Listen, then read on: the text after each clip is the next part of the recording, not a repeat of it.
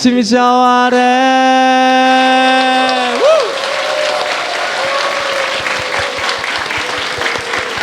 Very, very nice. Thank you, I Master. like the sound, even though I don't understand. It was very nice.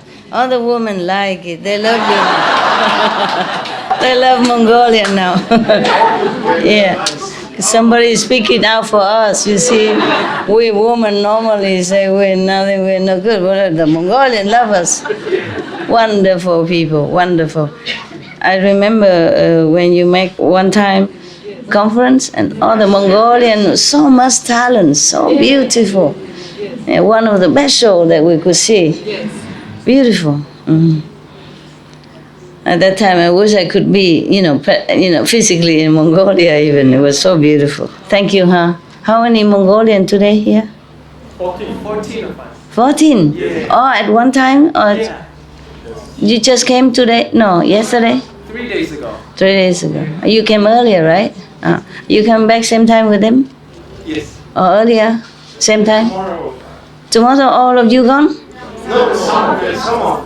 Ah, Me and some brother. understand. Okay. That was a beautiful song, huh? The first song was beautiful. The second song was so happy too.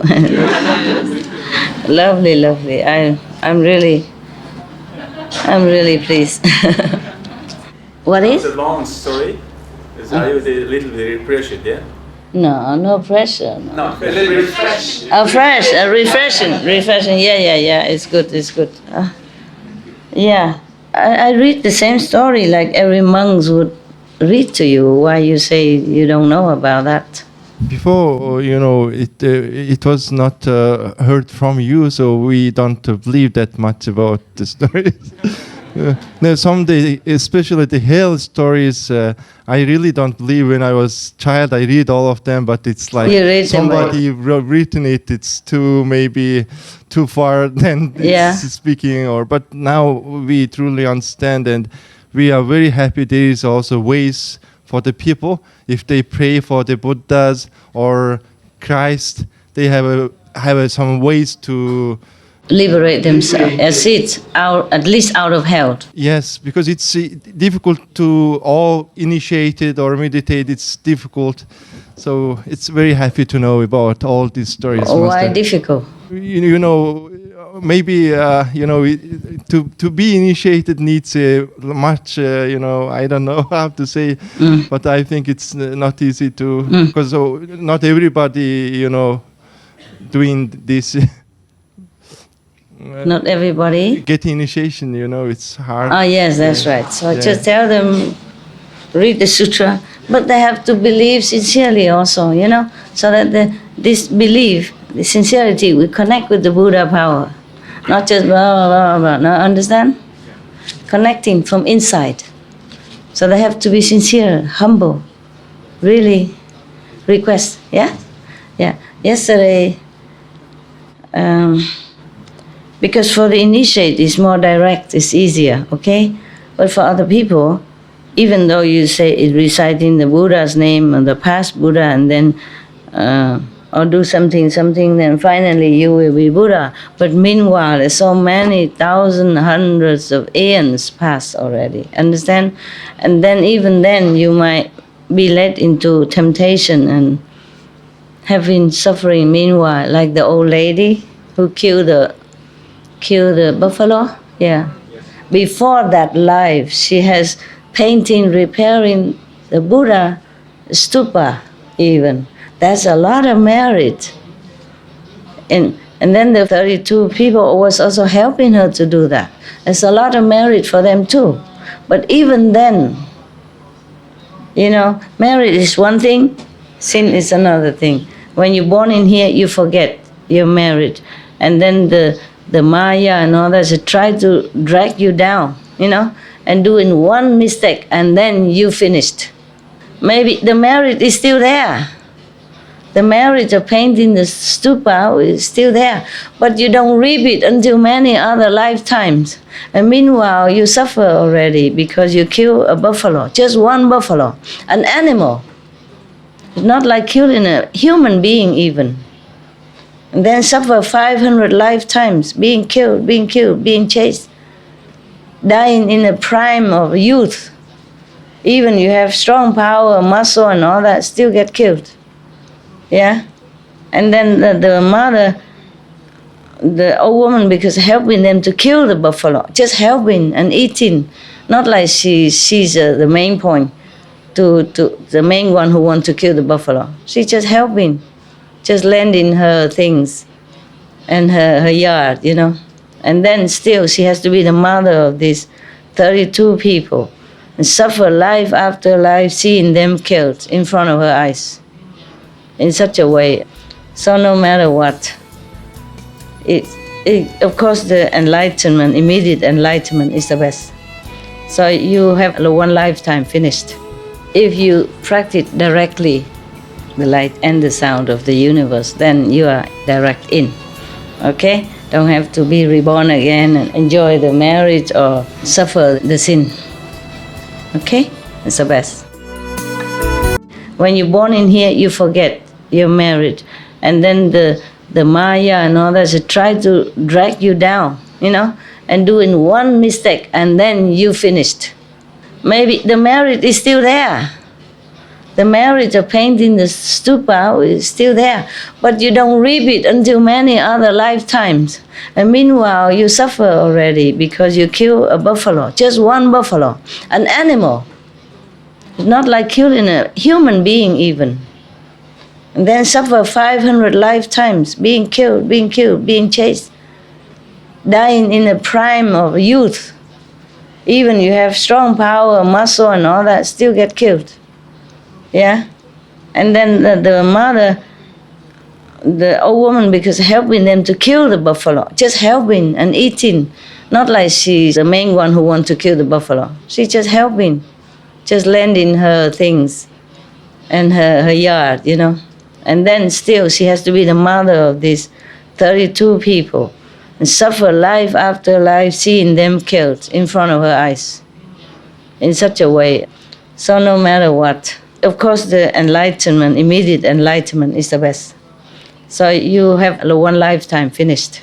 If you practice directly the light and the sound of the universe, then you are direct in.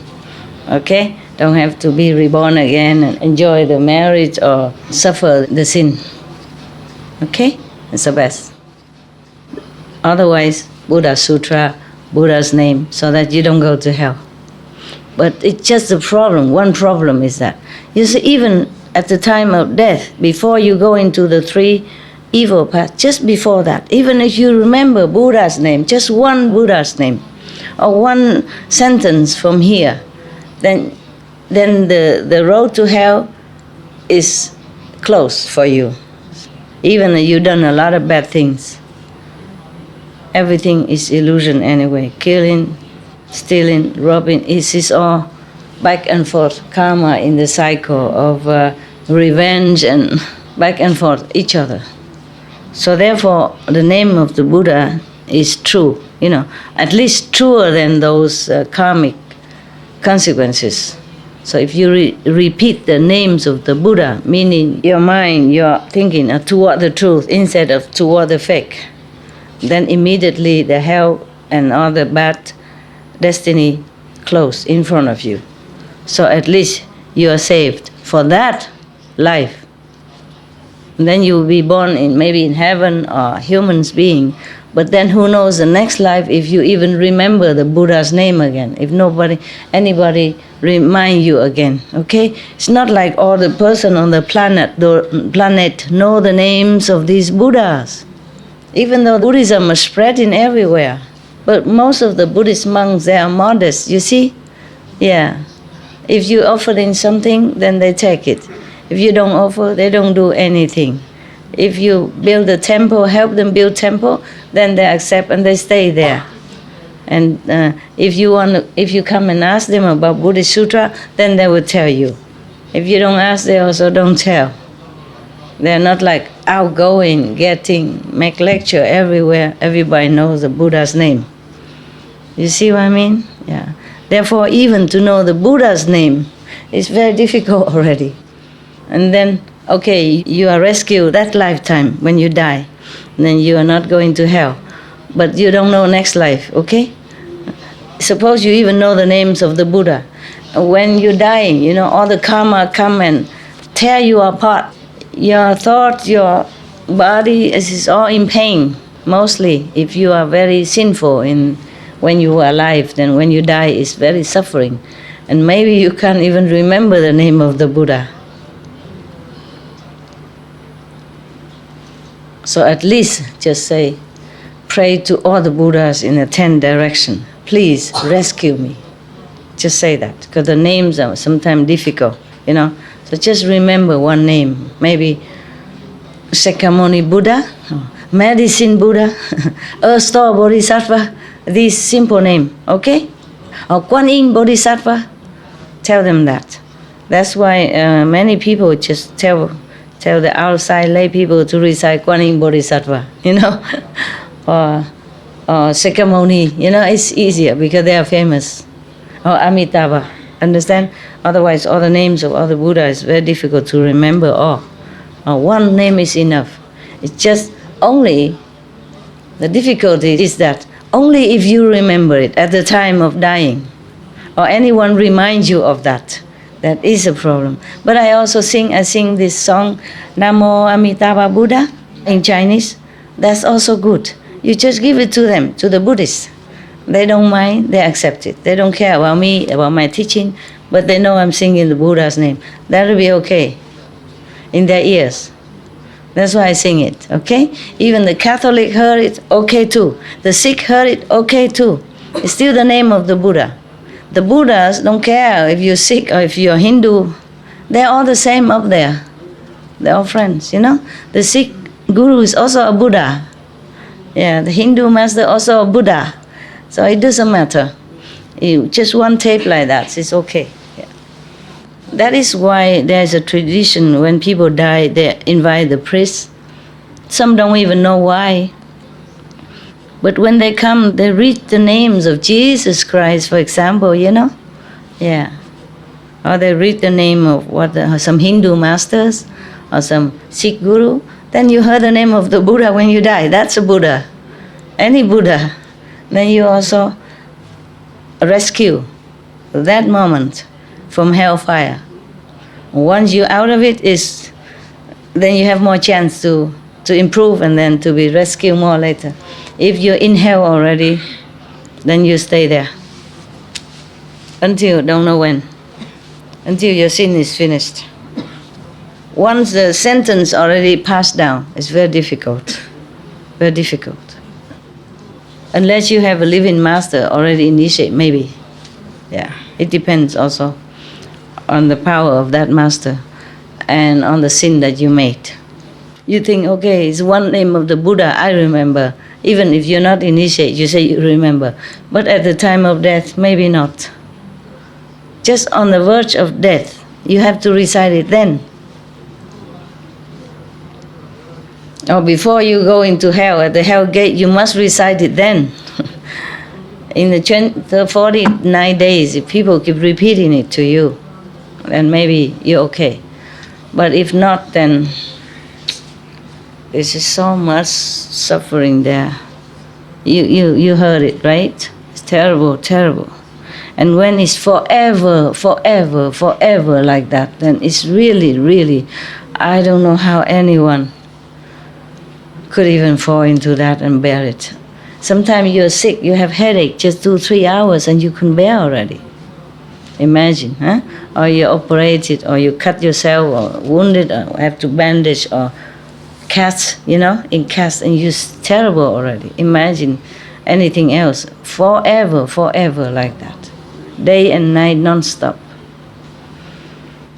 Oh God.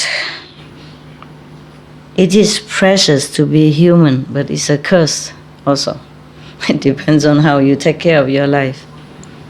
Very difficult to go on the right path because survival leads you to every opposite or bad directions which you don't even want. But then slowly you go in there and you can't go out anymore. You don't remember even how to get out. Survival make you do many things. And even when you die, if you don't have a master or if you don't have somebody read sutras or remind you the name of the Buddha.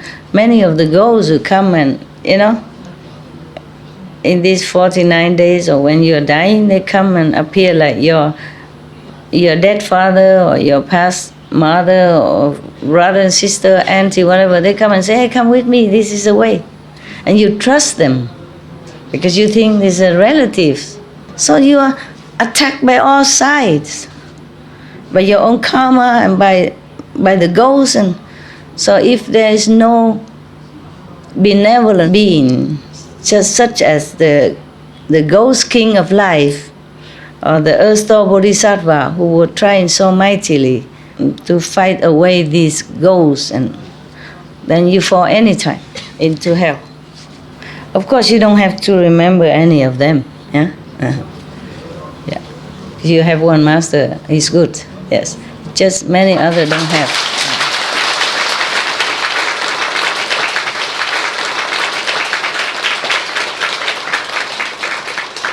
Many others don't have. A lot of people in the world don't have anything. They don't even believe in Jesus or Buddha or Guru Nanak or Mahavira or any good things. Many. That's really pitiful. Okay. Oh my God, 10 o'clock already? Did you eat? Dinner? Lunch? Okay. It's very good. It's very good. What else you want me to do? It's a long story, but you are going tomorrow or today? Some of you? Tomorrow? Okay. Tomorrow. Good. And this next day? After tomorrow? Okay. And this after tomorrow? Huh? Oh, yeah. Tomorrow. Have a good trip, yes. We'll probably see each other again somewhere or here. This retreat is good. I feel it's good, yeah. That I have a little more balance. Like I have my retreat time and have time for you and time to do some other things and time to give comfort to my dogs. Last retreat was crazy. I felt very badly ill afterward because the bad treatment of my body did not take care well. Too much work and nothing come in for the physical repairment. It was really terrible. So we should not do this kind of extreme anymore.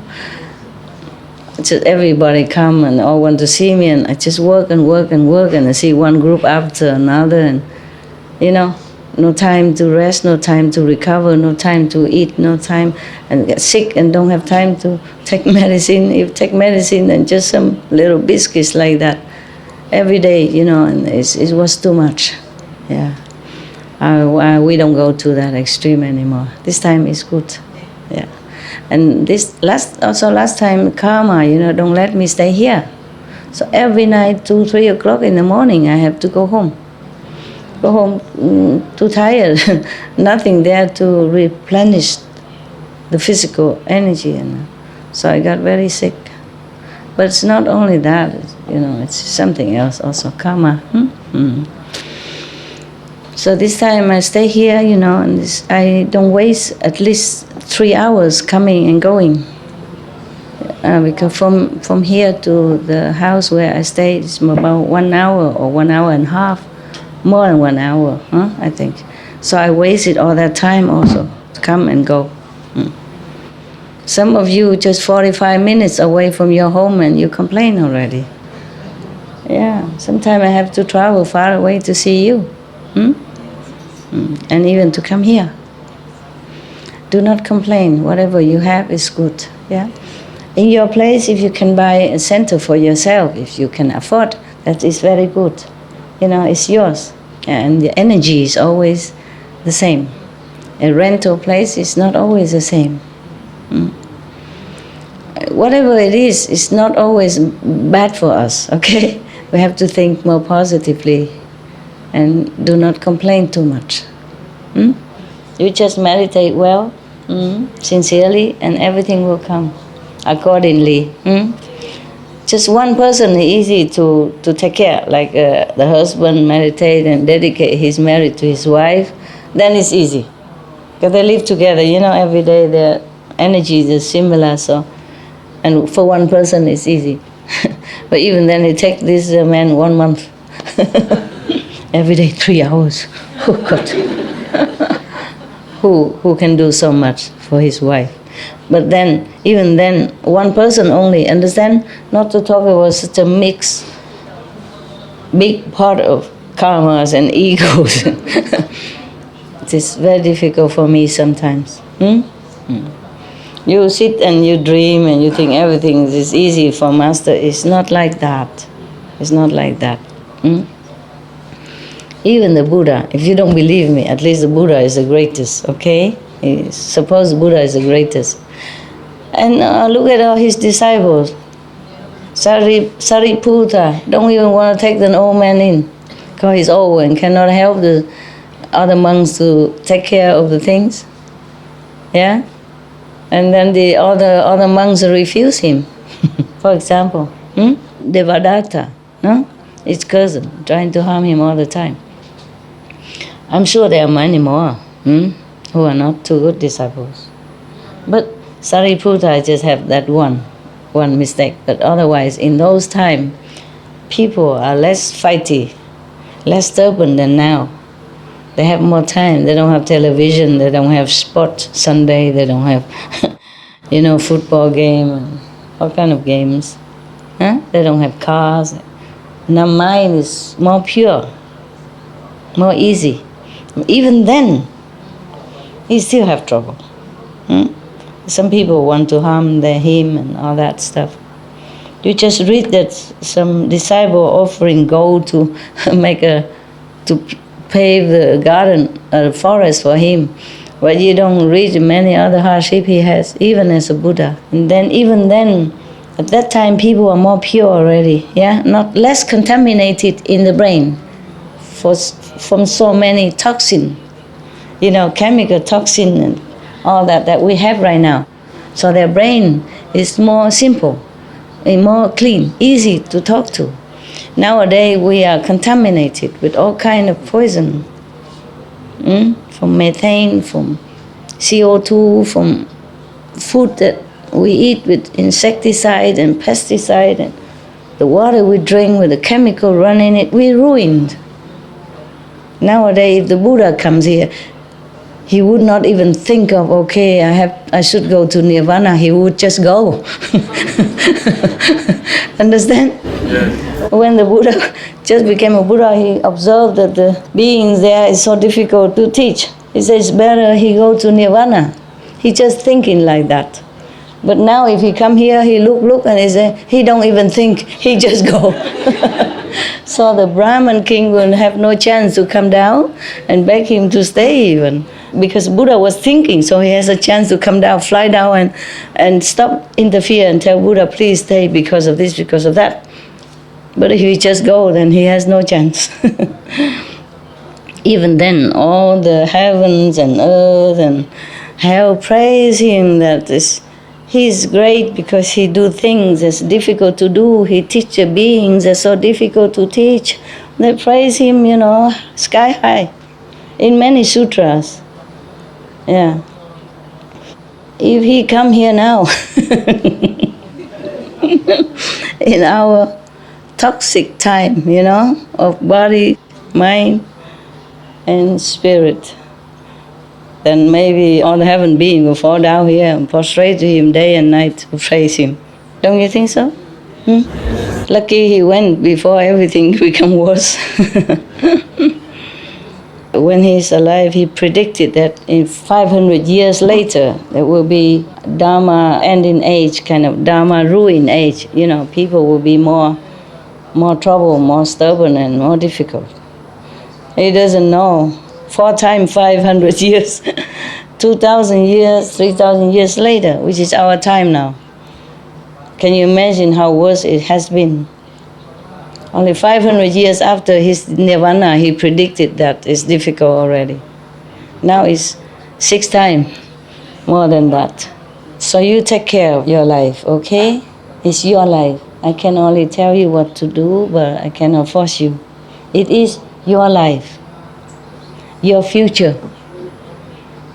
So you take good care of that. Because you don't know if you can be born human and have such good condition again. Try not to complain a lot. Try to see things positively and accept situation. Okay? But nevertheless, all the centers should work together. Every time we do things without love, there's a hole in our protective layer. Personally as well. Only peace and love can protect you more. Apart from the holy names and the Buddha's power and all that. When you're practicing, all the Buddhas in the past, meaning all the masters in the past and present, are helping you, also blessing you all the time. All the angels protecting you. But you have to be really sincere so you can connect better. It's like the television, has to be good, otherwise it go crack, crack, and then the picture goes jumping. Yeah? Okay? Not that the Buddhas or the saints in the past or present don't bless you. It's just you don't get it. So have to take care of yourself. Wherever you go, take care of yourself. And tell others to be more modest, more humble, more cooperative. Okay? There's no winner and loser in our circle. Just brothers and sisters. I trust you will all do that. Thank you.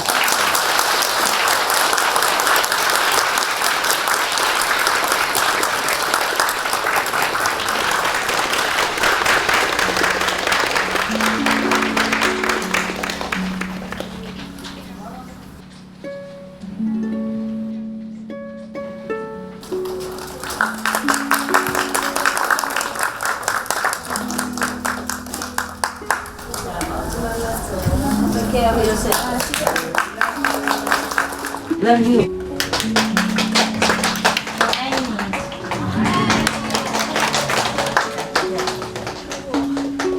Tôi要谁 I love you 就好了，不然怎么都讲好多语言好累。我听清楚哈，很清楚这里哈，太好了 ，OK， 好，大家保重 ，OK。对不起，没办法，什么人都照顾。你很好。拿这个给我，饼干。好，拿那个饼干。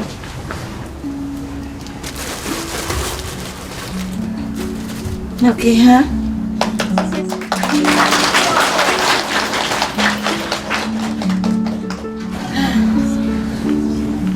要回去了吗？是吗？明天吗？后天。Going tomorrow？ 以后有空有机会再来。回去跟师父，替师父问候大家 ，OK 哈？师父保重，师父保重，保重，保重，保重，上帝保佑。这不多好过。不想吃。你们都当和尚睡外面。拜拜。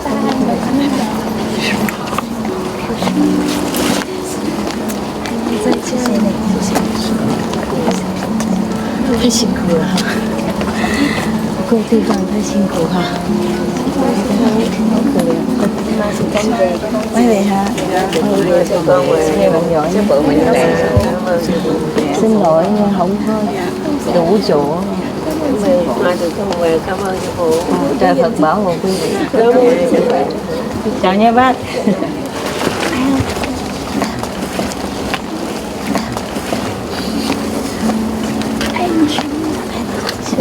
谢谢你们来看师父，谢谢师父，好爱你哦，谢谢师父，祝sức khỏe an khang. Cảm ơn quý vị, về mạnh giỏi, trời bảo vệ, bảo trọng Ngọc Thảo. Đại gia bảo trọng, Shanti bảo佑, OK. Sư phụ也是哦。Thank you. Shanti bảo佑, OK.